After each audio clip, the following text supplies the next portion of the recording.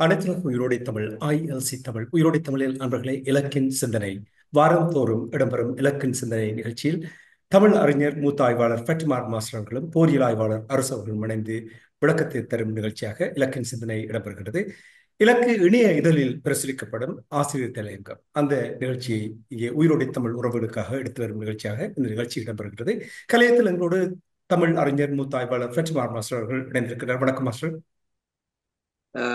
எல்லோருக்கும் அன்பு வணக்கம். அத்துடன் 2025ஆம் ஆண்டு கிரகோரியன் ஆண்டுக்கான புத்தாண்டு வாழ்த்துக்களும் உரித்தாக. நன்றி மாஸ்டர். வணக்கம் அரசர்களே. வணக்கம் நானி. வணக்கம் மாஸ்டர். இருவருக்கும் நன்றியை கூறிக்கொண்டு இன்றைய ஆசிரியர் தலையங்கம் இறமையை மீளுறுதி செய்து பாதுகாப்பான அமைதி வாழ்வும் வளர்ச்சிகளும் பெற 2025 ஒருமைப்பாட்டுடன் உழைப்போம். ஒருமைப்பாடுதான் தமிழ் மக்களுக்கு தேவையான விடயம். கூறுங்கள் மாஸ்டர். அந்த ஒருமைப்பாட்டு தமிழ் மக்களுக்கு மத்தியில மட்டுமல்ல, உலகம் முழுவதிலும் ஏற்படுத்துவதற்கு தான் அந்த எம்ஜிஆர் ஜெயலலிதா ஒரு திரைப்படத்தில் வேற பும் பும் பும் மாட்டுக்காரன் தெருவில் வந்தாண்டி டும் டும் பும் டும் டும் டும் மேளங்கொட்டி செய்தி சொன்னாண்டின்று. அது மாதிரி தான் இந்த முறை மாட்டுக்காரன் இல்லை, வேட்டக்காரன் ட்ரம்ப் வந்திருக்கிறார். வேட்டக்காரன் ட்ரம்ப் நினைக்கல எல்லாரும் இளைய தளபதியை நிற்கிறாதேங்கோ. வச்சுட்டா அவரை மையமாக வச்சுத்தான் இந்த 2025 சொல்ல போகுது. அதைத்தான் ஆசிரியர் ரங்கத்தில் நாங்கள் வலியுறுத்தி கூற விரும்புகிறோம். என்னென்னா, பாதுகாப்பான அமைதியும் வளர்ச்சிகளும் ஒவ்வொருவரும் தமது மக்கள் இறமைய பேரிட உண்மை நேர்மையாக அர்ப்பணிப்புகளுடன் உழைப்பதன் மூலமாகவே என்றும் நடைமுறை சாத்தியமாகும். நாங்கள் பாதுகாப்பான அமைதி வாழும் வளர்ச்சிகளும் பெற சொல்லி வாழ்த்துறோம். ஆனால் வாயால் வாழ்த்தி எதையுமே நடக்காது. தமிழனை பொறுத்தவரை வாயால் வடை சுடுறதான் பெரும்பாலும் நடக்கிற விடயம். ஆனால் இந்த 2025ஆம் ஆண்டுலையாவது இந்த வாயால் வடை சுடுறதை நிறுத்தி போட்டு அர்ப்பணிப்புகளுடன் வாழ வேண்டிய ஒரு காலமாக வரப்போகுது. இந்த அர்ப்பணிப்பு என்பது, முதலாவது அர்ப்பணிப்பு என்பது தன்னைத்தானே கட்டுப்படுத்துறது. எனக்கு ஒருவருக்கு மேலே விருப்பு வரும், ஒருவருக்கு வெறுப்பு வரும். விருப்பு வரைகளை கட்டிப்பிடிச்சு கொஞ்சி வெறுப்பு வரைகளை தள்ளிவிட்டு அப்படியான ஒரு முறையை கொண்டு போனால் அது அர்ப்பணிப்பு அல்ல. மக்களுடைய நலம், மண்ணினுடைய பாதுகாப்பு என்ற அடிப்படையில் எல்லாவற்றையும் தாண்டி செயற்படுற ஒரு ஆண்டாக இந்த ஆண்டு இருக்க வேண்டும். அதே நேரத்தில் இந்த 24ஆம் தேதி கிறிஸ்மஸுக்கு முதல் நாள் கத்தோலிக்க திருச்சபையினுடைய தலைவராக இருக்கிற திருத்தந்தை பிரான்சிஸ் அவர்கள் பேதுரு தேவாலயம் என்பது இறைவனுடைய இறைமைக்கான சின்னமாக இருப்பது, அதனை மூடி வெளியே நின்று திருப்பி தட்டி திறந்து 2025ஆம் ஆண்டு ஜூபிலி ஆண்டாக பிரகடனப்படுத்தினார்கள். இஸ்ரேலிய மரபில், ஜூத மரபில் ஒவ்வொரு 7 ஆண்டு கொடுக்க அந்த ஆண்டில் நடந்த எல்லாவற்றையும் மதிப்பீடு செய்து மீளவும் எப்படி வாழ வேண்டும் என்று உறுதியெடுக்கிற ஆண்டு தான் இந்த ஜூபிலி ஆண்டு. அந்த வகையில் உலகத்தில் கடந்த 7 ஆண்டுகளாக நடைபெற்றிருக்கின்ற மாற்றங்கள் எல்லாத்தையும் கருத்தில் கொண்டு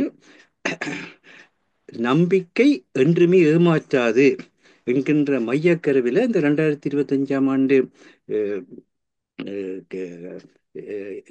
2025ஆம் ஆண்டு எதிர்கொள்ள வேண்டும் என்கிற கருத்தில் தான் இந்த ஜூபிலி ஆண்டு பிரகடனப்படுத்தப்பட்டது. தமிழர்களை பொறுத்த மட்டும் இது மிக முக்கியமான ஒன்றாக இருக்கிறது. ஏனென்றால், நாங்கள் இறைமையுடைய மக்கள் என்ற அந்த நம்பிக்கை தான் எங்களை வாழ வைக்கும். நாங்கள் இறைமை உள்ள மக்கள் என்றதை நாங்களே விட்டு போட்டு ஓடிப்போய் நாங்கள் எந்த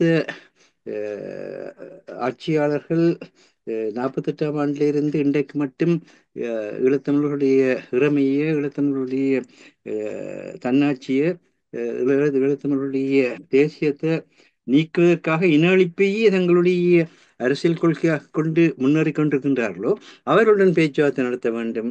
அவருடன் பேசத்தான் வேண்டும். எப்படி பேச வேண்டும் என்றால், எங்களுடைய தன்மானத்துடன் எங்களுடைய இனமானத்துடன் இதுதான் நமக்கு தேவை என்று சொல்லி வற்புறுத்தி பேசி வலியுறுத்தி அதை அடைவதற்கான முயற்சிகள் அடைய வேண்டும்.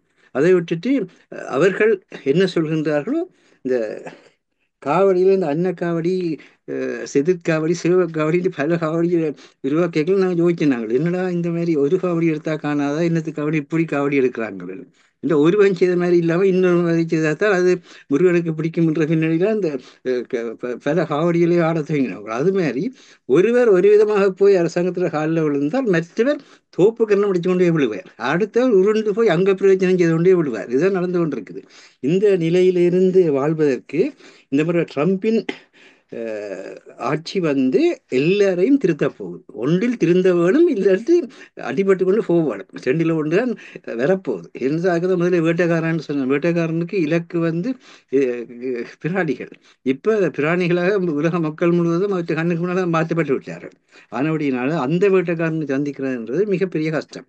அதை விட இங்கே வந்து எங்கட மக்கள், நான் சிங்களர்களை கூடவில்லை, தமிழ் மக்கள் வந்து இந்த என்ன அன்பென்னும் மலையிலே அகிலங்கள் நினையவே மதுசூதனன் தோன்றினானே என்ற மாதிரி ட்ரம்புடைய ட்ரம்ப் அனுரகுமார திசுநாயக்கனுடைய வருகையே தங்கள் மேலே வந்து சிங்கள ஆட்சியாளர் புளிய போகிற அன்புண்டு எங்களோட சனம் வந்து இப்பயே வந்து அந்த 7ஆம் தேதி தான் இந்த மூவிராசாக்கள் தினம் என்று முதல் ஜேசனர் வெளிப்படுத்தப்பட்ட அந்த ஜேசனர் பிறந்து 3 வருஷம் மட்டும் இங்கே பிறந்திருக்கான்னு தெரியாது. ஆனால் கிழ தேசத்தில் ஞானிகள் போய் அது அங்கே இப்படி ஒருவர் பிறந்திருக்கிறான்னு சொன்னதில் தான் ஜேசனர் பிறப்பு உலகுக்கு தெரிய வந்து அதில் தான் ரஷ்யா, மற்றது எகிப்து, இந்த நாடுகள் எல்லாம் இந்த ஜனவரி 7ஆம் தேதி தான் அவர்கள் தங்களுடைய கிறிஸ்மஸாக கொண்டாடுறது. அந்த மரபுக்கு மாறாக செலஸ்கி வந்து இந்த முறை வந்து மேற்குலகத்தோடு ஒட்டி கொண்டு 25ஆம் தேதி கிறிஸ்மஸை கொண்டாடித்தான் விடிஞ்சது முடியாதமாக அடிபடி கொண்டு உட்கார்ந்துருக்கிறேன். இந்த மாதிரி பக்கத்து நாடுகளோட சேர்ந்து கொண்டு அவையில் நலன்களுக்காக ஒட்டினால் என்ன நடக்கின்றது ரஷ்யா காட்டி போட்டிருக்குது. அவர் தான் செய்த பண்பாட்டி, அதாவது அந்த பிரதேசத்து பண்பாட்டியை மீறின செயலை பற்றி அக்கறை இல்லாமல் அவர் வந்து கிறிஸ்மஸ் காலையில் அடிச்சு போட்டாண்டு கத்தி கொண்டிருக்கிறார். ஆனால் அவங்களுக்கு கிறிஸ்மஸ் இல்லை, நீ உருவாக்கின கிறிஸ்மஸ், நீ உருவாக்கின கிறிஸ்மஸை வச்சுக்கொண்டு தான் அந்த மாதிரி ரஷ்யா நடந்திருக்கு. அது மனிதாயத்துக்கான எதிரான செயல். அதை நாங்கள் அரசியல் ரீதியாக சிந்திக்கிறது வேறு. ஆனால் இது பிரச்சனை என்னென்னா, இந்த நாடுகளோட போய் ஒட்டி கட்டி பிடிச்சி வாழ்றவே இருக்கணும். அவை இப்படித்தான் ஆடி வேண்டியதான். ஒட்டி பிடிச்சி வாழைக்குள்ள வந்து தங்களுடைய மக்களோட பண்பாட்டை மறந்து போயிடுவாங்க. மக்களோட பண்பாட்டை மறந்தாங்களோ மக்கள்கிட்ட உதவ வேண்டுவாங்க. மக்கள்கிட்ட கையில் ஆயுதம் இருந்தால் உதவ வேண்டுவான், இல்லாட்டி வந்து அந்த பிரதேசத்தில் யார் ஆட்சியாளராக இருக்கணும் அவன்கிட்ட உதவ வேண்டுவான். இதுதான் இப்போ நடந்து கொண்டு இருக்குது. அப்போ அது அந்த வகையில் தான் இது என்ன ட்ரம்புடைய வருகைன்றது உலக பொருளாதார மந்த நிலையே வரி விதிப்புகளால் ஏற்படுத்த போகின்ற ஒரு அச்சத்தை பொருளாதார ஆய்வாளர்கள் சொல்லுகின்றார்கள். அதே மாதிரியாக பாதுகாப்பு பணம் கொடுத்து வாங்கு, அது ஐரோப்பிய ஒன்றியமாக இருந்தாலும் சரி அல்லது வேறு எந்த நாடாக இருந்தாலும், நான் உன்னை பாதுகாக்கிறதுக்கு தான் வாரேன். நான் வந்தால் உலகத்தில் யுத்தமே நடக்காது. எப்படி யுத்தம் நடக்காவிடும்? உனக்கான எந்தெந்த ஆயுதம் தேவையோ அவ்வளோத்தையும் என்னோட காசு கொடுத்து வேண்டும். இது வந்து ஒரு வர்த்தக நோக்கிலான ஒரு உலக பார்வையை தவிர மக்களை ஒருங்கிணைச்சு மக்களுடைய பிரச்சனைகளை தீர்க்கிற சிந்தனை அல்ல. அந்த மாதிரியான ஒரு நிலையில தான் இங்கே என்ன அரசியல்லையும் வந்து அது வந்து 3வது உலகப் போரை ஏற்படுத்தும் என்ற அச்சத்தோடு 2025 எதிர்கொள்ள வேண்டிய சூழ்நிலை இருக்கிறது. அப்படியான நேரத்தில் வந்து சீனா இன்றைக்கு வந்து வேகமாக வளர்ந்து வருகின்ற உலகினுடைய பொருளாதார நாடாக மட்டுமல்ல, உலகின்ற புதிய அரசியல் ஒழுங்குமுறைக்கு தலைமை செல்நெறி நாடாகவும் இருக்கிறது. ஆனால் அவனில் ஒரு பழக்கம் இருக்கு. சீனாக்காரன் ஒரு காலம் வந்து ஒரு நாட்டுக்குள்ள பூந்து அடிச்சதாக இது மட்டும் வரலாறு இல்லை. என்ன செய்வான்னு சொன்னால், பொருளாதார ரீதியாக உள்ளுக்குள்ள போய் இப்போ எங்களுக்கு வந்து ஊரில் வந்து நாங்கள் கஷ்டப்படைக்கல வட்டி காசாரவே ஓடி வந்து முதல்ல அது பரவாயில்ல நான் இருக்கிறேன் தானேன்னு தூக்கி தருவாங்க. நாங்களும் இவனப்பொழுது தெய்வமில்லைன்னு வாங்கின பிற்பாடு திருப்பி வட்டி கட்டைகளையும் வட்டி கட்டாவிட்டால் வீட்டுக்குள்ள வந்து பொருளை தூக்கிண்டு போய்க்கலாம் தெரியும். அது தெய்வமா இல்லை தெய்வ வடிவில் வந்த பேயான்றது அப்பதான் தெரியும். நான் அதுக்கான சீனாக்காரர் இந்த கந்தமே நான் சொல்ல வர இல்லை. ஆனால் அரசியலில் இதெல்லாம் சகசம். அரசியலில் வந்து இந்த ஆட்டம் ஆடியும் தங்களுடைய ஆட்சி அதிகாரத்தை நிலப்படுத்தாவிட்டா, பொருளாதார பலத்தை நிலப்படுத்தாவிட்டா அரசுன்ற சொல்லுக்கு இடமில்லை. அது தெரியாமத்தான் ஆட்சியாளர்கள்ட்ட போய் எங்களுக்கு உரிமை தாங்கன்னு சொல்லி அமெரிக்கா முதல்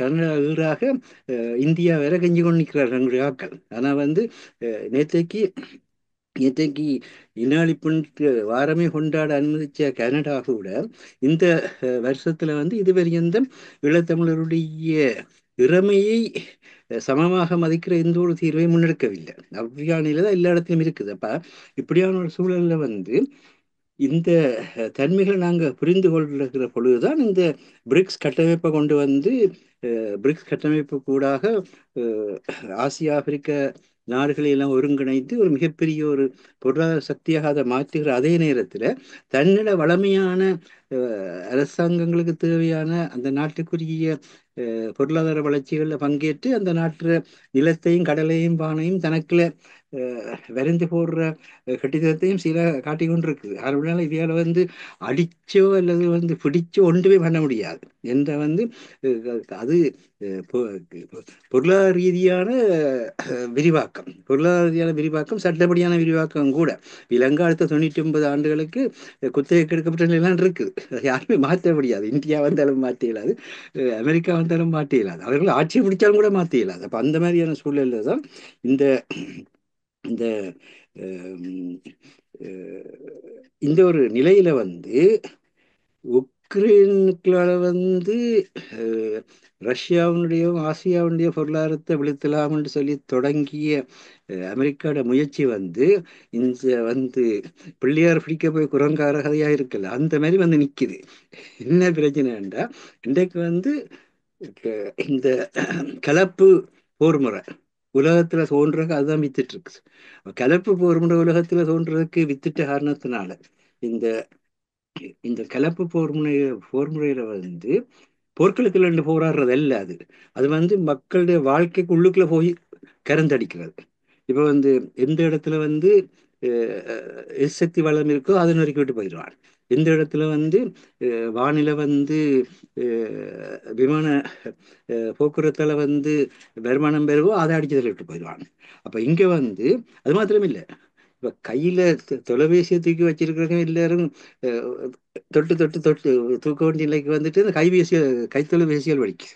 கைத்தொலைபேசியில் தான் படிக்கணும்னு பார்த்தா இப்போ பயணத்துக்குள்ள ஒரு பயணித்து கொண்டிருக்கீங்கள அதுக்குள்ளுக்குள்ளேயே விபத்து வருகுது. இப்போ வந்து இப்போ கடந்த வாரத்தில் வந்து கலிச்சிஸ்தானில் வந்து விழுந்த விமானம் வந்து உள்ளுக்குள்ளேயே ஏற்பட்ட வெடிவிபத்துன்னு சொல்றாங்க. ஆனால் அது வந்து கலப்பு போர் முறைன்னு உலகம் சொல்லுது. அப்போ இப்படியான ஒரு ஆபத்தான ஒரு சூழ்நிலையில சீனா வந்து மத்திய நாடுகள் எல்லாம் தன்னோட இணைச்சு இந்தியாவும் கூட இணைச்சு வீழ்லாம சேர்ந்து பன்முனைவாக்கத்தை ஏற்படுத்தி போட்டாங்க. பன்முனைவாக்கம் ஏற்படுத்தினதோட அமெரிக்காவோட ஒருமுனைவாக்கம் வந்து உலக அரசியலில் வந்து தள்ளாடுது. உலக அரசியலில் தள்ளாடைக்குள்ள அவர் வந்து சீனாவை அரவணைக்கிறான்னு சொல்லி இந்த பதவியேற்பு விழாக்கம் பாமச்சான் என்று சொல்லி கூப்பிட்டு கிடக்கு. அதே நேரத்தில் சீனாக்கு எதிரான வரி விதிப்புகள் எல்லாத்தையும் கொண்டு வந்து சீனோட பொருளாதாரத்தை கிடுகிடுன்னு ஆட்ட பார்க்குறேன். எப்படி போகுதுன்றது இந்த வருஷத்துல தான் தெரியும். உத்தே விளையாட்டு தான் இலங்கையிலும் வந்து நான் வந்து இலங்கையர் அனைவரும் சமம் என்று சொல்லி எங்கட எங்கட அனுரகுமார கிருஷ்ணனுக்கும் என்ன மார்க்சிய மொழியில பேசுறார். அடுத்த பக்கத்துல வந்து அந்த இலங்கையர் எல்லாம் சமம்ன்றது வந்து பிக்குகளுடைய மொழியில மாறுது. பிக்குவல் மொழியில மாறுகின்ற பொழுது அவர் மிக தெளிவாக சொல்றார். என்ன இந்த அவர்கிட்ட அமைச்சர் சொல்லி இருக்கிறார். இப்ப பௌத்த சாசன அமைச்சர் வந்து அரசியலமைப்பிலேயே திருத்தத்தை கொண்டு வர என்ன மாதிரின்னு சொன்னா, பௌத்தத்தை எதிர்த்து யாருமே பேசக்கூடாது. பௌத்தத்தை எதிர்த்து யார் பேசினாலும் கூட அது நாட்டுக்கு எதிரான குற்றமாக மாறிடும். அதே மாதிரி வந்து இங்க வந்து நாங்கள் அனைவரும் ஸ்ரீலங்கன்ஸ்.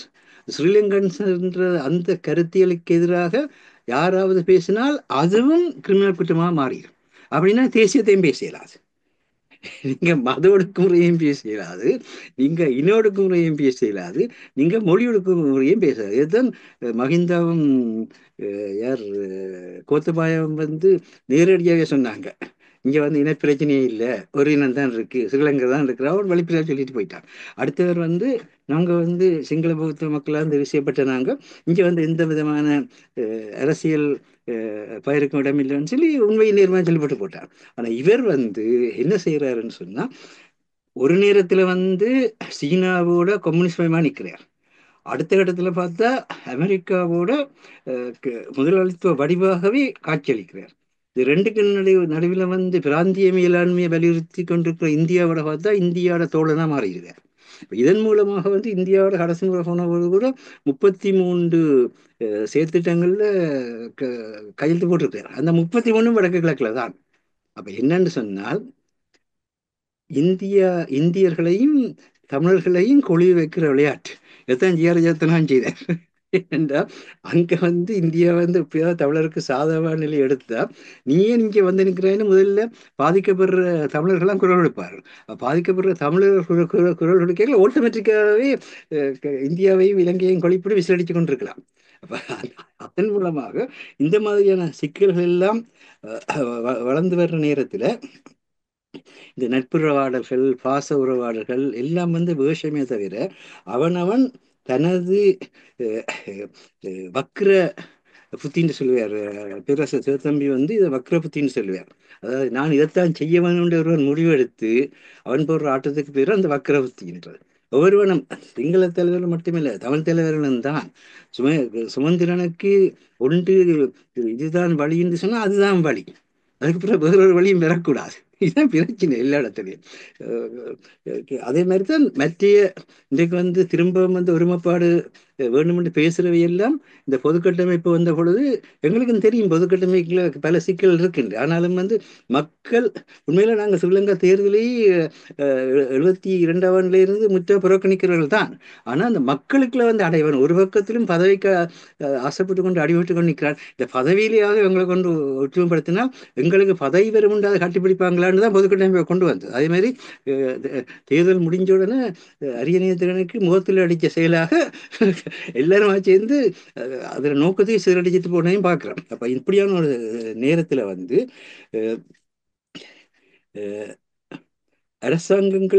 அரசாங்கம் நேரடி அரசியல் உடன்படிக்கைகள், இராணுவ கட்டமைப்புகள், மற்றது பொருளாதார பங்காண்மைகளை தான் கூட்டாண்மையும் பங்காண்மையும் கொண்ட உலகமாக மாறிவிட்டுன்னு சொல்றோம். இந்த கூட்டாண்மையும் பங்காண்மையும் கொண்ட உலகமாக தான் இன்றைக்கு இலங்கை தீவினுடைய பிரித்தானியா உருவாக்கிய ஸ்ரீலங்கா அரசும் இருக்கிறது. அந்த அரசுகளோ அல்லது இலங்கை தீவினுடைய அரசோ கூட தமிழ் மக்களுடைய உண்மையும் நீதியும் நேர்மையுமான அரசியல் எதிர்காலத்துக்கு துணை நிற்கப் போவதில்லை, ஒரு கட்டத்தில் நடக்காது. இப்போ நாங்கள் தான் எங்களை கட்டியனுப்ப வேண்டிய தேவைகள் இருக்கிறோம். அதுதான் இந்த வருஷத்தினுடைய தன்மையை பார்க்கல. இந்தியா, அமெரிக்கா, சீனான்ற ஒரு முக்கோணம். அந்த முக்கோணத்துக்கு வெளியே நீங்கள் கேத்திரன் படிக்கிறதுக்கு தெரியும். சில வேளை அந்த முக்கோணத்தை வட்டத்துக்குள்ள கீறியிருப்பார்கள். அந்த ஒவ்வொரு புள்ளியும் அந்த வட்டத்துல ஒரு புள்ளியை தொடும். முக்கோணத்துல ஒவ்வொரு புள்ளியும் வட்டத்துல ஒவ்வொரு புள்ளியை தொடும். அந்த வட்டத்துக்குள்ள முக்கோணம் இருக்கு. அது மாதிரிதான் இந்த முக்கோணத்துக்குள்ள இந்த சீனா, அமெரிக்கா, இந்தியான்றது கட்டமைக்கிற ஸ்ரீலங்கா வட்டத்துக்குள்ள உலக நாடு இழுத்து கொண்டு வச்சுக்கிட்டு கையில காசு இல்லை, யார்கிட்ட போய் இப்போ பிச்சை எடுக்கிறேன்னு தெரியாது. நீங்கள் பார்த்தீங்கன்னா இந்த பிச்சை எடுக்க வரவங்க எந்த கோயிலில் திருவிழா நடக்குது, எங்கே இந்த பெரிய அளவில் மக்கள் கூடுற விழாக்கள் நடக்குதுன்னு தேடி போய் முன்னால் உட்கார வேணும், இல்லாட்டி பெட்டி நிரம்பாது. அதுக்கேற்ற மாதிரி முக்கோணத்துக்குள்ளேயும் விளையாடுகிறார்கள், வட்டத்துக்குள்ள போய் எல்லா நாடுகளையும் விடுத்து விளையாடுறார்கள். இப்படியான ஒரு சூழல்ல மிக அபாயகரமான சூழல். எந்த விதமான உண்மையோ நேர்மையோ அல்லது பொறுப்பு குரலோ அல்லது ஜனநாயக பங்களிப்பை அனுமதிக்கிறதோ அல்லது அதற்கு மேலால எல்லாத்துக்கும் மேலாத இந்த சமூக நீதி, பொருளாதார நீதி என்று சொல்லி பேசுகிற விடயங்களோ எல்லாம் நடைமுறைக்கு வர்றதுன்ற ரொம்ப ரொம்ப கஷ்டமான விடயம். அப்போ அப்படியான சூழலில் இந்த எதிர்வரும் ஆண்டிலேயாவது நாங்கள் மிக தெளிவாக உலக அரசியலையும் இலங்கை அரசியலையும் புரிஞ்சு கொண்டு செயற்பட வேணும். அதுக்கு ஒரு உதாரணமாகத்தான் இந்த அனுர குமார திசுநாயக்காட ஆட்சியில தூய்மையான இலங்கை என்று ஒரு செயற்திட்டத்தை கொண்டு வருகிறேன். நல்ல விஷயம், எல்லாத்தையும் தூய்மைப்படுத்துங்க, ஒரு பிரச்சனையும் இல்லை. ஆனால் என்ன செய்யறீங்க, அது 18 செயலணிகளை உருவாக்கினீங்க. ஜனாதிபதியில 18 செயலணிகள் உருவாக்கப்பட்டது. 18லும் பொறுப்புக்கு இருப்பவர் சிங்கள. சரி, அதுதான் நீ பெரும்பான்மையா இருந்து நான் உனக்கு கழிகுந்து இரக்கங்காட்டி உன்னை சமத்துவம் வச்சிருக்கிறேன்னு சொன்னாலும் கூட அதுக்கு சட்ட வாக்கு அதிகாரத்தை ஜனாதிபதி பயந்திருக்கிறார். இப்போ இதுக்கு முதல் கோத்தபாயாவும் செயலணிகளை உருவாக்கினதான். ஆனா அந்த நேரத்திலும் கூட அதுல ரணிலும் உருவாக்கினவர் தான். அந்த நேரத்துல எல்லாம் நாடாளுமன்றத்துல சட்ட வாக்கு உரிமை அங்க பயிரப்பட இல்லை. இந்த முறை அந்த 18 செயலணிகளோட பொறுப்பாளர்களுக்கும் சட்ட வாக்கு உரிமை பயிரப்பட்டிருக்கு. அப்போ அவர்கள் இந்த இந்தியாவில் கட்ட பஞ்சாயத்துன்னு சொல்லுவாங்க. அது மாதிரி இனி கட்ட பஞ்சாயத்து நடத்தலாம். கட்ட பஞ்சாயத்து நடத்தினா அந்த கட்ட பஞ்சாயத்துக்கு நீங்க எந்த ஒரு நீதிமன்றத்துக்கும் போயிடலாம். எந்த அவனே சட்டமாக மாத்திட்டாருண்டு. அதெல்லாம் இப்ப ரவிகரண்டே காலையில சொல்லி இருந்தது எப்படி நிலத்தை அபகரிக்கிறாங்கன்ற சொல்ல வரைக்குல முல்லைத்தீவு மாவட்டத்துல 2,22,600 ஏக்கர் 2009ஆம் ஆண்டுல வனவிலங்கு பாதுகாப்புத்துறைக்கு சொந்தமாக இருந்தது. இன்றைக்கு 4,35,000 ஏக்கர், கிட்டத்தட்ட 2 மடங்கு. சரியா, நிலம் வனவிலங்கு பாதுகாப்பு துறைக்குன்னு சொல்லி இல்ல கல்லிடப்பட்டிருக்கு. அப்ப இந்த இல்ல கல்லிடப்படுறது என்ன நடக்குது? நாகரிகமான முறையில எதை கொத்தபாய செய்தாரோ, எதை மகிந்த செய்தாரோ அதை நாகரிகமான முறையில் நாங்கள் செய்கிறோம். அவ்வளவுதான். கார் இப்ப இல்லை, முந்தி கார் வெளியே இருந்த காலத்துல காருக்கு பெயிண்ட் அடிக்கிறது வழக்கம். முதல் பச்சை கார் வச்சிருந்தவன் அப்புறம் கொண்டு கொடுத்து கருப்பு பெயிண்ட் அடிச்சு கொண்டு புது கார் மாதிரி இருக்கும். உள்ளுக்குள்ள லோடல் என்ஜின் தான். வேறு இருந்தா அது பழைய வேலைத்தான் குலுங்கும். மற்றபடி நேராக ஓடாது. அதாவது இந்த மொரிஸ் வகையில் கார் இருந்த காலத்துல தான் பார்க்கலாம். இப்போ காருக்கு உலகளாவிய வளர்ச்சி வந்த விட அது பேர் தெரியாது. அப்போ அப்படி பார்க்கல இந்த ஆட்சியில இன்னொரு விஷயம் என்னன்னு சொன்னா,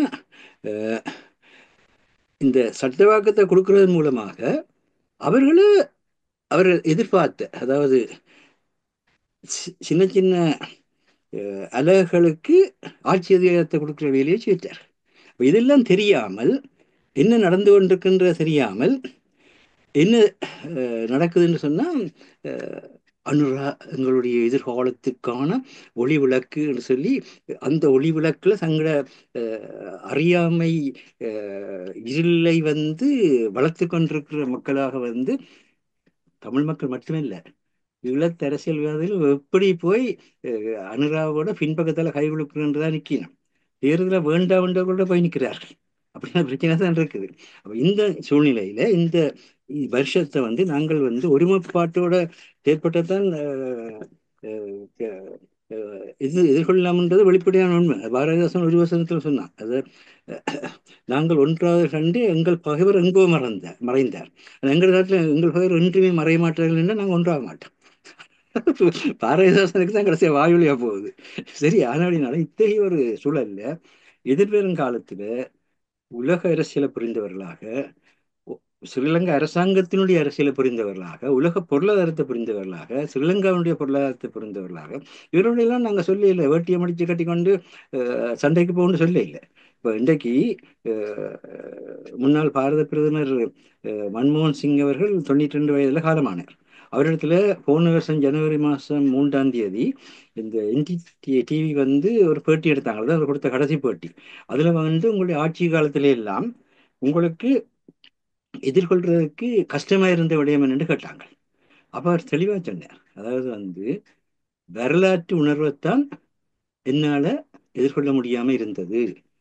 எதிர்கட்சிகளையும் அல்ல, அல்லது எங்களுடைய கட்சிகள் இருந்த பகைமையிலும் இல்லை, அல்லது வெளிநாடுகளையும் இல்லை, எல்லாத்தையும் எதிர்கொள்ளக்கூடிய அவர் மிகச்சிறந்த பொருளாதார நிபுணர். அவரும் உலகத்திலேயே அவரும் அமர்த்தியா சென்னும் சேர்ந்துதான் உலகத்திலேயே வறுமை என்றதுக்கு ஐக்கிய நாடு சபைய மறு வரவிலக்கணம் வகுத்து தன்னுடைய ஆற்றலை திறமையை வெளிப்படுத்த முடியாத நிலைதான் வறுமைன்னு கொண்டு வந்தது. டயனாவுக்கு உதாரணமாக காட்டினார். எவ்வளவுதான் சொத்துகள் படிப்புகள் எல்லாம் இருந்தாலும் கூட அவர் தன்னுடைய திறமையை தன்னுடைய ஆற்றலை வெளிப்படுத்த நிலையில வருவப்பட்டாள் என்பதுதான் வரலாறு. ஆகவே அத்தகைய ஒரு சொன்ன இந்த விஷயத்தை நாங்கள் கவனத்தில் எடுக்கணும். வரலாற்று உணர்வு தான் எல்லாத்தையும் சிக்கலை கொடுக்குறது. இன்றைக்கு மகாவம்ச வரலாற்று உணர்வு தான் சிங்களர்கள் போட்டு குழப்பி கொண்டிருக்கிறது. அதே மாதிரி எங்களுக்குள்ள சைவ வேளாள வர்க்கம் ஆள வேணுமென்ற வரலாற்று உணர்வு தான் எங்களை குழப்பி கொண்டிருக்கு.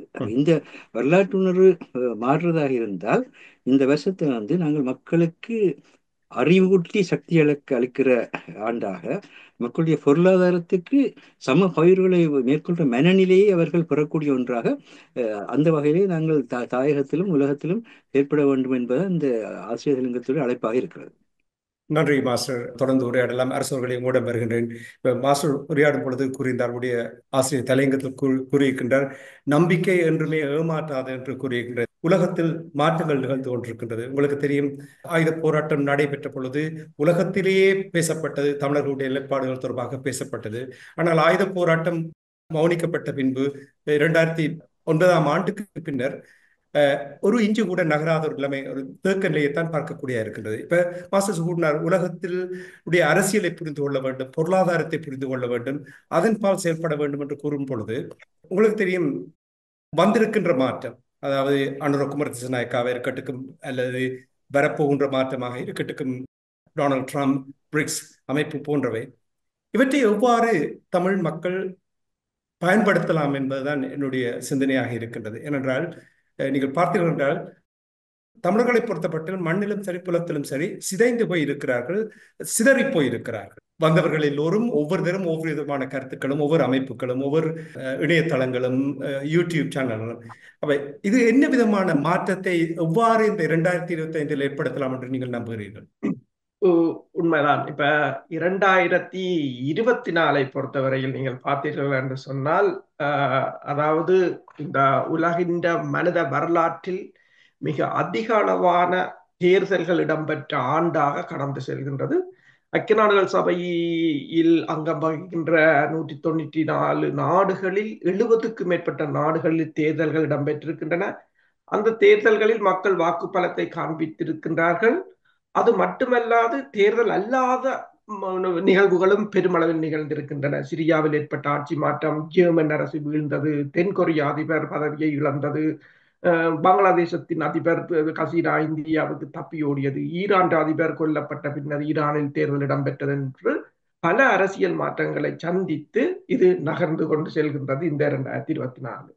ஆனால் இந்த தேர்தல்களில் நீங்கள் பார்த்தீர்கள் என்று சொன்னால், இப்ப ட்ரம்ப் அமெரிக்காவில் ஏற்பட்ட ஆட்சி மாற்றம், பிரித்தானியாவில் ஏற்பட்ட ஆட்சி மாற்றம், பிரான்சில் பெரும்பான்மையை நாடாளுமன்றத்தில் அந்த அரசு இழந்தது, இலங்கையில் பல தசாப்தங்களாக ஆட்சியில் இருந்த இருவரும் கட்சிகள் தூக்கி எறியப்பட்டது என்பது ஒரு கடுமையான மாற்றமாகத்தான் பார்க்கிறார்கள்.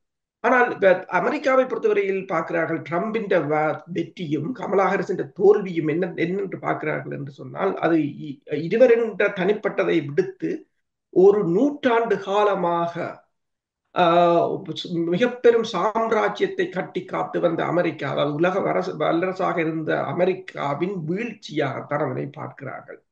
உங்களுக்கு தெரியும், அண்மையில் டொனால்ட் ட்ரம்ப் அவர்கள் கனடாவை தனது மாநிலமாகவும், மெக்சிகோவை ஆக்கிரமிப்பேன் என்றும், கிரீன்லாண்டை கைப்பற்றுவேன் என்றும், பனாமா கால்வாயை மீண்டும் எடுப்பேன் என்றும் கூறுவதை இந்த அவதானிகள் என்னென்று பார்க்கிறார்கள் என்று சொன்னால், ஒரு மிகப்பெரிய சாம்ராஜ்யம் வீழ்ந்து கொண்டிருக்கிறது என்பது அவர்களுக்கு உணர்கிறார்கள். எனவே தாங்கள் விழவில்லை. ஒரு சின்ன பிள்ளை என்ன செய்யும் என்று சொன்னால், தன்னை யாரும் பார்த்து விடக்கூடாது என்றால் தனது கண்ணை மூடிக்கொள்ளும். உலகம் தன்னை பார்க்கவில்லை என்று அது தனக்கு தானே நினைத்துக் கொள்ளும் என்றதைத்தான் அவர்கள் அதுக்கு உதாரணமாக காட்டிக் கொள்கிறார்கள். ஆனால் சின்ன பிள்ளைகளுக்கு ஒன்று விலகும், அது அவர்கள் விரைவாக வளர்ந்து விடுவார்கள். வளர்ந்த பிற்பாடும் கண்ணை மூடிக்கொண்டு நிற்க முடியாது. இப்ப இலகுவான இலக்குகளை அமெரிக்கா தெரிவு செய்கின்றது. அதனை கைப்பற்றுவதன் ஊடாக தனது மேலாண்மையை தக்க வைக்க முயல்வதாகத்தான் இதனை காட்டுகிறார்கள். அதில் நீங்கள் கேட்டது போல முக்கிய காரணி வந்து இந்த பல்முனைவாக்கப்பட்ட உலக ஒத்தின் வளர்ச்சி. இப்ப நீங்க பார்த்தீங்கன்னா பிரிக்ஸ் அமைப்பு இந்த வருடத்தின் ஜனவரி மாதம், அதாவது எதிர்வரும் 25ஆம் ஆண்டு ஜனவரி மாதத்துடன் மேலும் 9 பங்காளிகளை சேர்த்துக் கொள்கின்றது. ஏற்கனவே 9 நாடுகள் உறுப்பு நாடுகளாக இருக்கின்றன, இன்னும் 9 நாடுகள், அப்ப இல்லாம சேர்த்தால் இப்போது 18 நாடுகள். இந்த 18 நாடுகளின் மொத்த சனத்தொகை வந்து உலகத்தின் சனத்தொகையின் அரை பங்கு மேலான சனத்தொகையை கொண்டது. பொருளாதாரத்திலும் அவர்கள் அதாவது G7 நாடுகளை பின்தள்ளி இருக்கிறார்கள். அப்ப இந்த நிலைமையில் நீங்க பார்த்தீங்கன்னு சொன்னால் கடுமையாக ஒரு மாற்றம் இடம்பெற்றுக் கொண்டு வருகிறது. போரை பொறுத்தவரையில் சிரியாவில் ஏற்பட்ட ஆட்சி மாற்றத்துடன் மத்திய கிழக்கு வந்து ஒரு மீள முடியாத அரசியல் உறுதியற்ற தன்மைக்குள் சென்று விட்டது. இனி அதை மீட்பது என்பது கடினம். இப்ப எல்லோரும் சிரியாவின் போரை எவ்வாறு பார்க்கிறார்கள் என்று சொன்னால் ஏதோ துருக்கிக்கும் அமெரிக்காவுக்கும் இஸ்ரேலுக்கும் கிடைத்த வெற்றியா. ஆனால் பிரச்சனை என்னவென்று சொன்னால் உட்கட்டுமானங்கள் அனைத்தும் சிதைந்து போன ஒரு நாட்டை இவர்கள் இனி கட்டியெழுப்ப வேண்டும் என்று சொன்னால் அதற்கு இனி மற்ற நாடுகள் கைவிட்டுவிடும். அப்ப இதை யார், இப்ப துருக்கியாக இருக்கலாம், அமெரிக்காவாக இருக்கலாம், யார் அதுக்கு நிதியை போட போகிறார்கள் என்றால் ஒரு பிரச்சனை. இல்லை என்று சொன்னால் அங்குள்ள மக்களும் இந்த ஐரோப்பாவை நோக்கி படையெடுப்பார்கள் என்னும் போது இது மிகப்பெரிய ஒரு சிக்கலான நிலைக்கு தான் அதனை கொண்டு சென்று விட்டிருக்கின்றது. அப்ப இந்த மாறி வருகின்ற கால சூழ்நிலைகளை நீங்கள் பார்த்தீர்கள் என்று சொன்னால் இதனை சரியாக கணிப்பிடுவோமாக இருந்தால் நாங்கள் எங்கள் அடுத்த கட்ட நகரை நாங்கள் மேற்கொள்ள முடியும் 2025ஆம் ஆண்டு. அனுகுமார திசாநாயக்கா பார்த்தீங்கன்னு சொன்னால் பிரிக்ஸில் தன்னை இணைக்குமாறு இப்போது ரஷ்ய அதிபருக்கு கடிதம் எழுதியிருப்பதாக கூறப்படுகின்றது. என்னென்னு சொன்னால் அவர்கள் அந்த கரண்ட் ட்ரெண்டில் இருக்கிறார்கள். ஆனால் இதை நாங்கள் குறிப்பாக பார்க்க போனால் உங்களுக்கு தெரியும், அதாவது இந்த இந்திய பயணத்தின் போது இந்தியாவால் கைவிடப்பட்ட இந்தியா தமிழர்களை திரும்பி பார்க்காததும், அடுத்ததாக பிரித்தானியாவிடம் விடுக்கப்பட்ட கோரிக்கையை பிரித்தானிய அரசு புறந்தள்ளியதும் ஒன்று மட்டும் தெளிவாக இருக்கின்றது. இந்த உலகில் இருக்கின்ற 194 நாடுகளில் 190 நாடுகளினாலும் புறந்தள்ளப்பட்ட ஒரு இனமாக நாங்கள் இந்த 15 வருடத்துக்கு புலம்பெயர் அமைப்புகள் இந்த தமிழ் இனத்தை மாற்றி வைத்திருக்கிறார்கள். அது அவர்களின் சாதனையாக இருக்கலாம். என்றால் இப்ப ஹமாஸுக்கு கூட 2 நாடு ஆதரவு இருக்கிறது, புதிய அமைப்புக்கு கூட 4 நாடு ஆதரவாக இருக்கிறது. உலகில் எங்கே நீங்க தலிபான்களுக்கு கூட, தலிபான்களை பயங்கரவாதிகள் பட்டியலிருந்து ரஷ்யா நீக்கிவிட்டது, ஒரு அட்லீஸ்ட் 3-4 நாடுகள் ஆதரவாக இருக்கிறது. ஆனால் உலகில் 194 நாடுகளால் புறக்கணிக்கப்பட்ட ஒரு இனமாக இந்த தமிழினத்தை மாற்றியதை சாதனையாக இவர்களின் சாதனையை கூறலாம். புலம்பெயர் அமைப்புகள் என்ற சாதனையை நாங்கள் பட்டியலிடலாம் இந்த 2024ஆம் ஆண்டு. இன்னும் ஒன்று நீங்கள் பார்க்கலாம், அதாவது இந்த பிரிந்து போவது, சில சொற்பதங்களை இந்த புலம்பெயர் அமைப்புகள் கூட ஒரு தீண்டத்தகாத வேண்டத்தகாததாக பார்க்கிறார்கள். ஆனால் உண்மையில் என்னவென்று சொன்னால், இப்ப நீங்கள் பார்த்தீர்கள் சொன்னால் இப்ப இந்த சவுத் பசிபிக் பிராந்தியத்தில் வந்து கூக் ஐலண்ட் என்ற ஒரு தீவுகள் இருக்கின்றன. அது நியூசிலாந்திலிருந்து கிட்டத்தட்ட 1500 கிலோமீட்டர். அங்கு வாழ்கின்ற மக்கள் தொகை வந்து கிட்டத்தட்ட 1 லட்சத்துக்கும் குறைவு.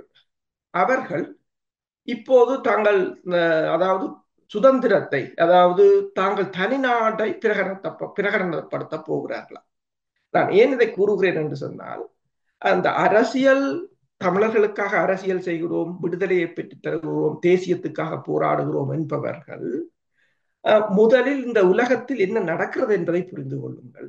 தமிழ் மக்களுக்கு இப்ப தனிநாடு கோரிக்கை தீண்டத்தகாத வார்த்தை என்றதுகள் அல்லது இனப்படுகொலை என்று சொல்லக்கூடாது என்றதுகள் எல்லாத்தையும் இனிமேல் இந்த அமைப்புகள் அதாவது அந்த உலகத்தில் இவை தொடர்ந்து இடம்பெற்றுக் கொண்டுதான் இருக்கின்றன. தொடர்ந்து இந்த நாடுகள் தனிநாட்டு கோரிக்கையை கேட்டுக்கொண்டுதான் இருக்கின்றன. தனிநாட்டு கோரிக்கை எங்கேயும் தடை செய்யப்படவில்லை. அதை கேட்கின்ற முறை, அதை அடைகின்ற முறைகளைத்தான் அவர்கள் பின்பற்றுகிறார்கள். ஆனா உலக ஒழுங்கை நீங்கள் பார்க்கலாம். இந்த 2024ஆம் ஆண்டு என்னத்தை போதித்திருக்கிறது என்று சொன்னால், இந்த அனைத்துலக அமைப்புகள், அனைத்துலக சட்டங்கள் எல்லாம் மேற்குலகத்துக்காக உருவாக்கப்பட்டவை. 10 வருடத்துக்கு முன்னால் பயங்கரவாதியாக இருந்த ஒருவர் இன்று ஜனநாயக போராளியாக அமெரிக்காவால் போற்றப்படுகிறார். 10 வருடத்துக்கு முதல் $10 மில்லியன் அவரின் தலைக்கு பரிசாக அளித்த அமெரிக்கா இன்று அவருடன் கொஞ்சி குழாவுகிறது. ஐக்கிய நாடுகள் சபையின் எந்த சட்டங்களையும் இஸ்ரேல் மதிப்பதில்லை. ஐக்கிய நாடுகள் சபையின் உலக சுகாதார நிறுவனத்தின் தலைவர் ஏமனில் நின்ற போது கூட இஸ்ரேலின் வான்படை அவரை தாக்கி இருக்கின்றது. மயிரிழையில் உயிர் தப்பினார் என்று கூறப்படுகிறது. இங்கு எந்த சட்டங்களும் மதிக்கப்படவில்லை. அதுவும் இந்த உலகத்தின் தனிப்பெரும் வல்லரசின் வீழ்ச்சியாகத்தான் பார்க்கிறார்கள். இந்த வீழ்ச்சியின் ஒரு அடையாளம் தான் அவர்கள் தாங்கள் போட்ட சட்டங்களையே தாங்கள் மீற வேண்டிய ஒரு நிலையாக இருக்கின்றது. இப்ப மாச கூறியது போல அதாவது இந்த எங்களுக்கு எங்கு செல்வது என்ற வழி தெரியாத நிலையில் ஏதோ அனுரகுமரத ஜனநாயக்கா ஓடியந்து எங்களுக்கு எல்லாவற்றையும் தருவார் என்று இந்த மக்களை நம்ப வைக்க வேண்டிய ஒரு நிலைக்கு நம்ப வைக்கக்கூடிய ஒரு நிலைக்கு கொண்டு சென்றதில் எமது அரசியலும் எமது அமைப்புகளுக்கும் முக்கிய பங்கு இருக்கு. எங்கு செல்ல வேண்டும் என்று தெரியாமல் தத்தளித்துக் கொண்டிருக்கின்றதை உண்மையாக நீங்கள் கூறுவது மாச கூறியது போல் இந்த ஆண்டு மட்டுமில்லை 2009ஆம் ஆண்டிலிருந்து அதைத்தான் நாங்கள் அவதானிக்கக்கூடிய இருக்கின்றது. அரசோலை, இந்த நிலைமைக்கு என்ன காரணம்? நீங்கள் பாருங்கள், வளர்ச்சி அடைந்து கொண்டு வருகின்ற உலகத்தில் பலவிதமான மாற்றங்கள் வருகின்ற என்ற விடயத்தை நான் இப்பொழுது சுட்டிக்காட்டும் பொழுது நீங்கள் உதாரணத்தை கூறினீர்கள். துருக்கி, அமெரிக்கா, யார் அவர்கள் சிரியாவுக்கு அல்லது பலஸ்தீனத்தின் தொடர்பாக மீள் கட்டுமானத்தை செய்வது தொடர்பாக சுட்டிக்காட்டினீங்க. இனி பார்வையாளர்களாக தமிழ் மக்களை பொறுத்த மட்டும் 2009ஆம் ஆண்டுக்கு பின்னர் பார்வையாளர்களாக இருக்கிறார்கள்.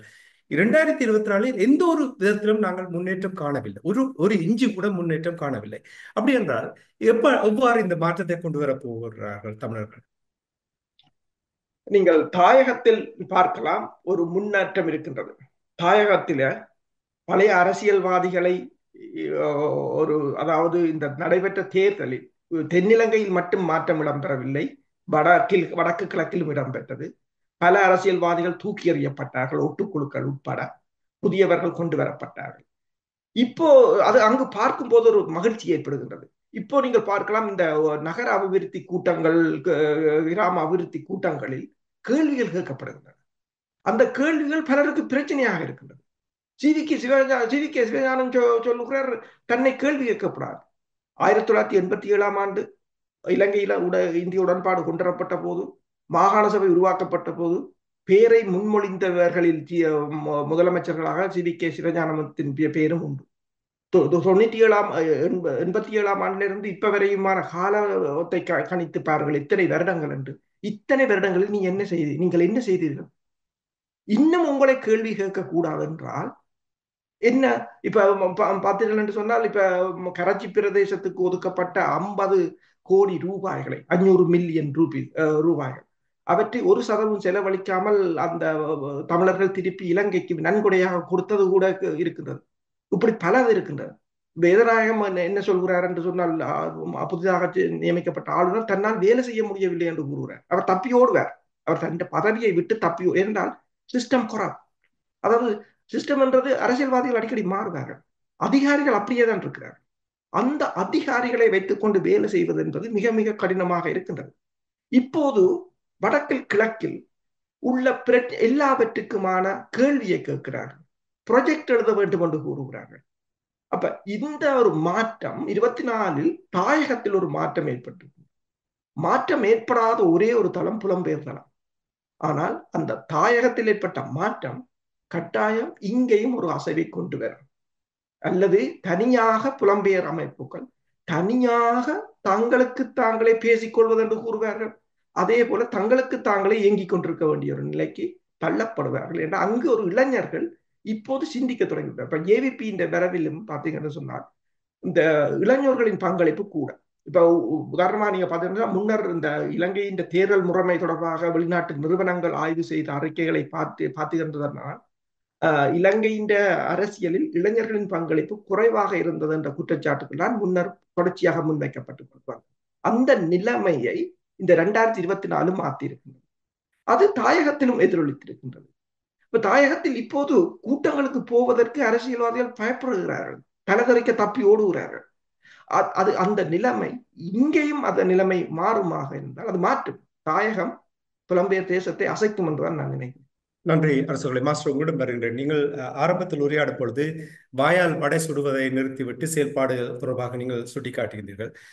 நான் எப்பொழுதுமே சிந்தித்துக் கொண்டிருப்பேன் மாஸ்டர், இவ்வளவு திறமையும் எங்களிடம் ஆளுமை மற்றும் பொருளாதார பலம் இருக்கின்ற நிலையில் தமிழர்கள் இன்னும் புலம்பெயர்ந்த நாடுகள், இப்போ குறிப்பாக அரசு அவர்கள் கூறியது போல் மண்ணில் ஒரு மாற்றம், சிறிய மாற்றம் வந்திருந்தாலும் புலம்பெயர்ந்த நாடுகளில் அந்த மாற்றத்தை எந்த விதத்திலும் பார்க்க முடியவில்லை.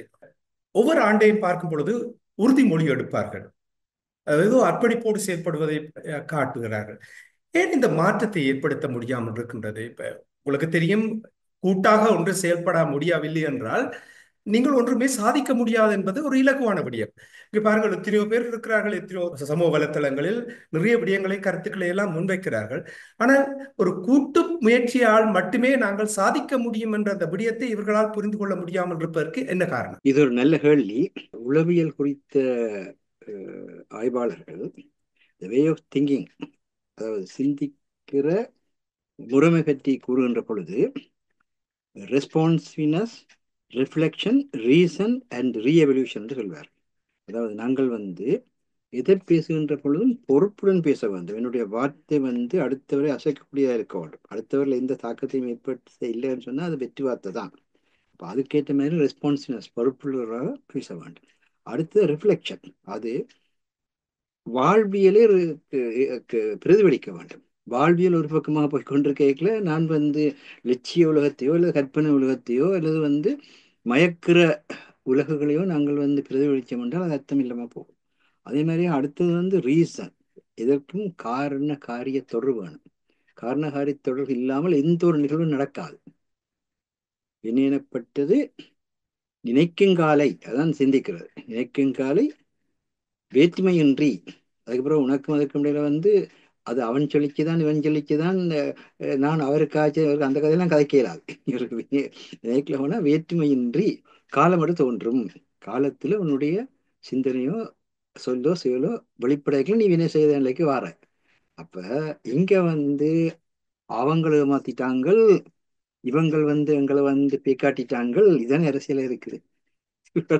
அரசியல் என்ன, தந்த செல்வநாயகம் போய் பண்டன கடை கட்டணும் அப்படித்தான்.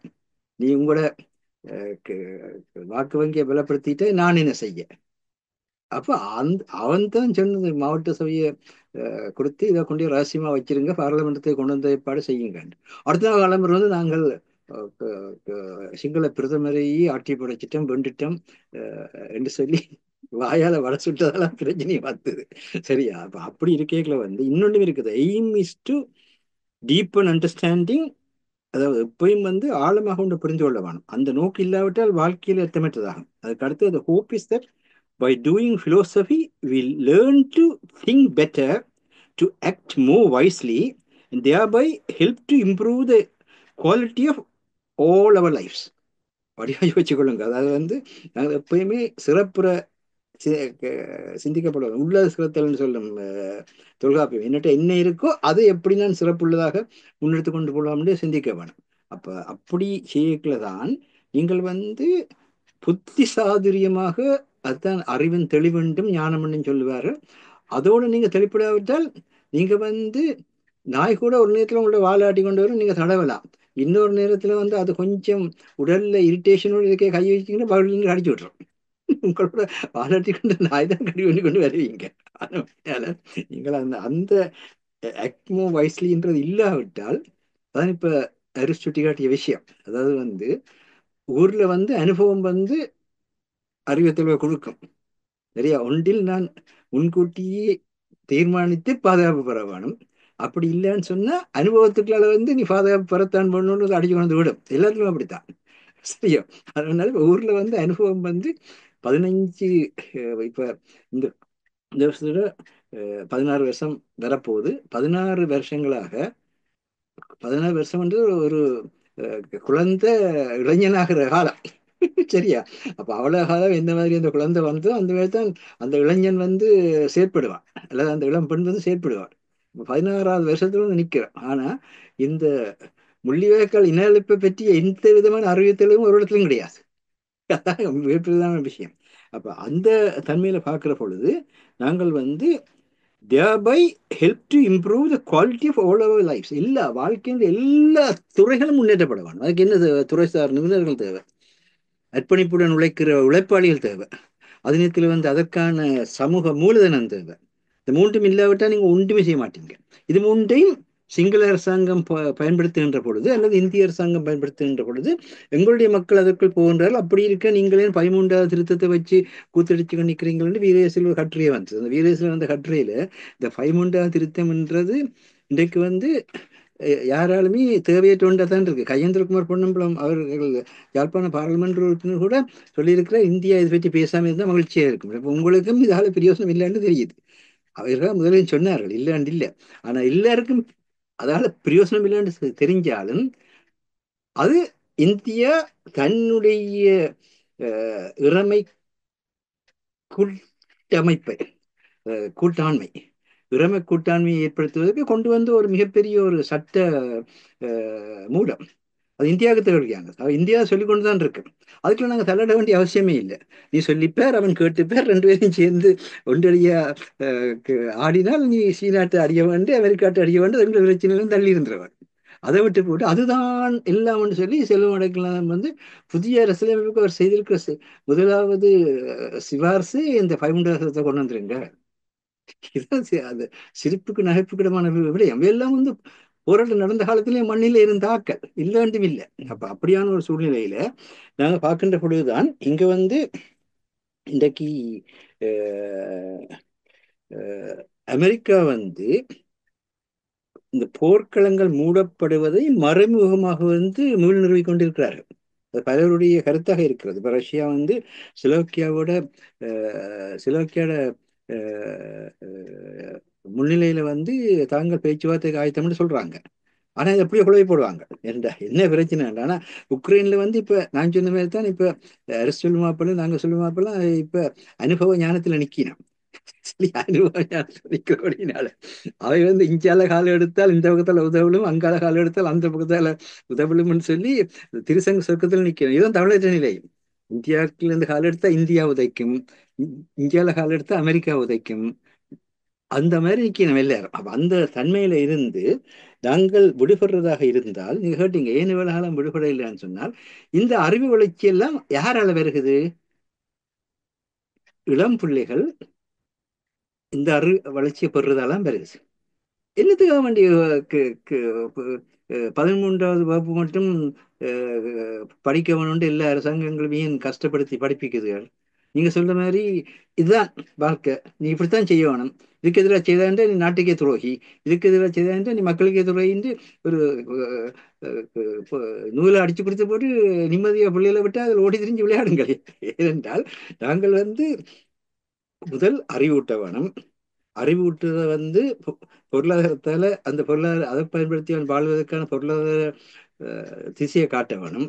அதை காட்டைகளை தான் உலகம் இப்படிப்பட்டது. ஆனா இந்த உலகத்திட்டு ஓடையில இதெல்லாம் பார்த்து அமெரிக்கா குற்றம் செய்து ரஷ்யா குற்றம் செய்தெல்லாம் சொல்லாதீங்க. ஒவ்வொரு நாடும் வந்து தன்னுடைய இறமையை முன்னெடுக்க முயற்சித்து கொண்டிருப்பாங்க. இந்தியா குற்றம் செய்து இல்லை. இந்தியாவும் இன்றைக்கு என்ன குளோபல் சவுத்ன்றதை கொண்டு வந்து என்ன சீனாட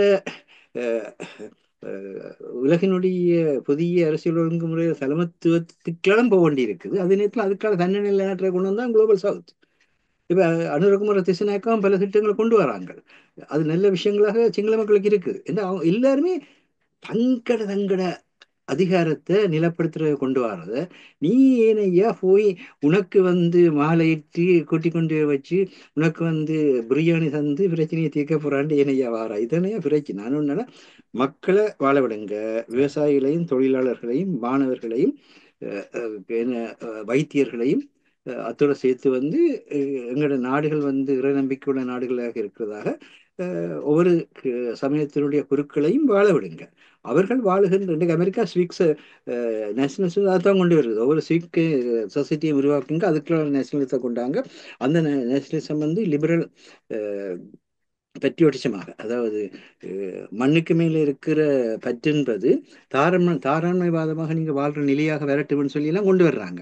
இதுகளில் அவங்க கட்டியமைக்கிறது தான். நாங்களுக்கு 2024 மட்டும் 15 வருஷம் கதைச்சு கலைச்சதான் சொல்றோம். இந்த 16வது வருஷத்துலயாவது ஒவ்வொரு துறைசார் ஆக்களுக்கும் சிறிய சிறிய குழுக்களை ஊர்ல கூட சனம்சேவ நிலையங்கள், விளையாட்டு கழகங்கள், நாடக குழுக்கள், இப்படி எல்லாம் குழுநிலை ஊர் இயங்கிச்சுது.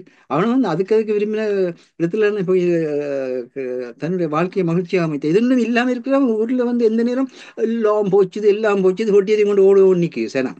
அவ இது இந்த எதிர்காலத்திலேயாவது இந்த இந்த இந்த அதாவது முதல்ல வந்து அறிவு சார்ந்த குழுக்களை உருவாக்குங்கோ, அடுத்தது தொழில் சார்ந்த குழுக்களை உருவாக்குங்கோ, அறிவும் தொழிலும் இணைகின்ற பொழுது அடுத்தது வந்து வழிகாட்டுற குழுக்களை உருவாக்குங்கோ. இது மூன்று இணைகின்ற பொழுது அதனுடைய பின்னணியில நீங்க பொருளாதாரத்தை அரசியல் அமைத்தீங்களா இருந்தால் நிச்சயமாக வந்து அமையும். அல்லாவிட்டால் அனுரகுமார திசாநாயக்க தன்னுடைய விருப்பப்படி அமைத்து கொண்டு வர அந்த அரசியல்ல அந்த நெல்லுக்கு இறைக்கும் நீர் புல்லுக்கு மாங்கே பொசியுமான்றது கூட எங்களை மக்களும் வந்து புல்லுக்கு அங்கனைக்குள்ள ஒன்று ரெண்டு ஒவ்வொரு இடத்திலும் வந்து தாங்கள் நன்மை பெற்றன்றதோட வரலாறு முடியும். இதுதான் நடக்க போற ஆபத்தான விடயம். நன்றி மாஸ்டர். நாங்கள் நிகழ்ச்சியை கொண்டிருக்கின்றோம். அரசு அவர்களின் மிகவும் சுருக்கமாக இன்னும் 3-4 நிமிடங்கள் மட்டுமே இருக்கிறது. 2024ஆம் ஆண்டு முடிவுக்கு வந்துவிட்டது. 2025ஆம் ஆண்டு இப்பொழுது வர இருக்கின்றது. ஒருமைப்பாட்டோடு உழைப்பதென்றால் ஒரு சிறிய விடயத்தை செய்வதாக என்னை பொறுத்த மட்டும் 2004ஆம் ஆண்டை ஒரு தோல்வியான எந்த ஒரு முயற்சியும் எடுக்க முடியாத ஒரு ஆண்டாகத்தான் பார்க்கிறேன். ஒரு சிறிய மாற்றத்தை ஏற்படுத்தலாம் என்றால் 2005 என்ன விதமான மாற்றத்தை எவ்வாறு ஏற்படுத்தலாம் என்று நீங்கள் உங்களால் கூற முடியும்? ஏதாவது வழி இருக்கிறது? உண்மைதான். ஒரு 2024 தாயகத்தில் ஏற்பட்ட மாற்றம் ஒரு கடந்த 15 வருடங்களில் ஒப்பிடும் போது மிக ஒரு உன்னதமான மாற்றம். பொது கட்டமைப்பு என்று ஒருங்கிணைந்திருந்தார்கள். அரசு தலைவர் தேர்தலில், நாடாளுமன்ற தேர்தலில் தடையையும் அகற்றி தண்டனையையும் வழங்கியிருந்தார்கள். அதற்கு பிற்பாடு நீங்கள் பார்க்கலாம், அங்கு பரபரப்பாகத்தான் இருக்கின்றது. அமைச்சர்கள் முன்னைய அதிகாரிகள் எல்லாம் இப்போது கணக்கு வழக்கு அறிக்கைகளை தேடி தேடி எடுத்துக்கொண்டு வர வேண்டிய ஒரு நிலையை அங்கு கொண்டு வந்திருக்கிறார்கள். அப்ப இதே ஒரு நிலைமையை புலம்பெயர் தேசம், இப்ப நாங்கள் கூறியது தோல்வி என்றது புலம்பெயர் தேசத்தில் தான் அந்த தோல்வியை நாங்கள் பார்க்கின்றோம். எந்தவித மாற்றமும் அற்ற ஒரு என்னென்று சொல்வது, அசைவற்றவை என்னென்று சொல்வது என்று சொன்னால் சடலங்கள் என்றுதான் கூறலாம். எந்த ஒரு முன்னேற்றமும் இல்லை, முன்னுக்கு நகரவில்லை, பின்னுக்கு நகரவில்லை என்னும் போது உயிர் பெற்ற ஒன்றாகத்தான் இருக்கிறோம். அதனை மாற்ற வேண்டும் என்று சொன்னால் இந்த தாயகத்துடன் இணைந்து பயணிப்பதற்கான அவர்கள் எவ்வாறு மாறினார்கள், அவர்கள் எவ்வாறு இதனை கொண்டு வந்தார்கள், அவர்கள் எவ்வாறு அந்த நிர்வாகத்தை தட்டி கேட்கிறார்கள், அவர்கள் எவ்வாறு இந்த அதாவது சேர்த்திறனற்றவர்களை அகற்றினார்கள் என்பதை கண்டறிந்து இந்த 2025ஆம் ஆண்டு எதிர்வருகிற 25ஆம் ஆண்டிலாவது அதனை நிவர்த்தி செய்வோமாக இருந்தால் புலம்பெயர் தேசத்தில் இரண்டால் உலகம் மாறுகின்றது, உலக நாடுகள் மாறுகின்றன. இலங்கை அரசு மாற்றி தனது மாற்றத்தை ஏற்படுத்தி கொண்டு வந்திருக்கின்றது. இப்ப உதாரணமாக அனுரகுமார பிரிக்ஸுக்கு போட்ட கடிதத்தை நீங்கள் பார்க்கலாம், இந்தியாவுக்கு போறதை பார்க்கலாம், சீனாவுக்கு போறதை பார்க்கலாம். உலக நாடுகள் மாற்றத்தை உள்வாங்குகின்றன, அதற்கேற்ப மாறுகின்றன. மாறாத ஒரே இடமாக இந்த புலம்பெயர் தேசத்தின் அமைப்புகளும் கட்டமைப்புகளும் செயற்பாடுகளும் தான் இருக்கின்றன. அதுவும் மாறவில்லை என்று சொன்னால் தாயகத்துக்கும் எங்களுக்கும் இடையில் ஏனென்றால் அவங்கள் மாறும் போது நாங்கள் மாறவில்லை என்று சொன்னால் அந்த இணைப்பு சரிவராது, அது முற்றாக அறந்து போகும். புதிதாக உருவாகுவார்கள், புலம்பெயர் தேசத்தில் புதிதாக உருவாகுவார்கள். ஆனால் இனி வரும் காலங்களில் அதனை இவர்களால் தடுக்கவும் முடியாது.